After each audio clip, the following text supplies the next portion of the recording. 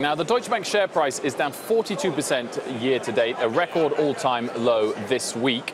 The market capitalization since 2007 is down 70%. JP Morgan's, on the other hand, for example, up over 100%. And I asked whether Deutsche Bank could ever truly compete again with the US investment banks. First of all, we should also see the structural differences of the US banking market, the European one and also the German one. There are different preconditions, and therefore there's also some reasons for the different developments. Secondly, there is a lot in our hands. It's all about sustainable profitability. You mentioned S&P before. They did not actually criticize the stability of the bank. They said this bank needs to get sustainably profitable. If we can show that quarter by quarter, that we get the costs under control, and I'm very confident that we get the costs under control, that we have a stable franchise and go from a revenue point of view in that direction where we think we can go and will go, the sustainable profitability will go up quarter by quarter, and I think we have a revaluation of Deutsche Bank. It all depends on sustainable profitability. We have taken the right steps, and hence I'm confident that we can keep up. On a different topic, I also asked him whether President Trump's trade policies would be damaging for the German economy.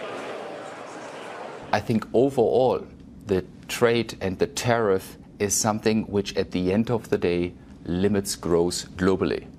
I'm a firm believer in free trade and not to impose tariffs.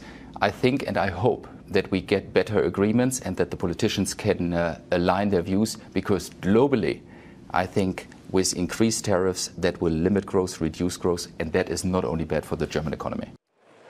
Deutsche Bank shares are up today and performing fine over the last 48 hours following that qualitative failure for their US unit in the stress test. Well, the market's probably got ahead of it. They've been worried about Deutsche Bank for a while. This guy has a tough task. How bad are the finances at Deutsche Bank? He has a huge task, and that's highlighted by the 42% down year-to-date share price. This restructuring, he's trying to shrink his way to higher returns. Revenue since 2015 is down 7 billion or 19%. Cost of capital is about 10%, whereas return on equity is 1 or 2%. So it's a huge, huge task.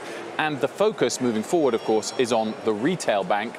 And the interest rate environment in Europe probably not going to get worse, but it's not getting better at the pace that people had hoped. And the other thing which we also talk about in more of the interview, which is coming on Closing Bell, is morale and the ability to keep the best staff. And some very interesting comments from him to come on that. Big task ahead, but the failure of the qualitative part of the stress test probably was priced in, judging by the share price reaction today.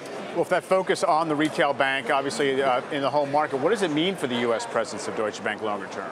Well, he remains committed to that because it's an important source of revenue. But the question is, of course, whether the investment bank, which is the main source of the revenue falling of the last couple of years, can keep on, flat, which is his aim, when you're kind of no longer the sort of star that they once were in that space. And he says he's very much still committed to the US part of the investment bank, but they are cutting headcount there, and we'll have to see what happens. But because of the Fed, didn't make a difference. Still committed to the US. Hey there, thanks for checking out CNBC on YouTube. Be sure to subscribe to stay up to date on all of the day's biggest stories. You can also click on any of the videos around me to watch the latest from CNBC. Thanks for watching.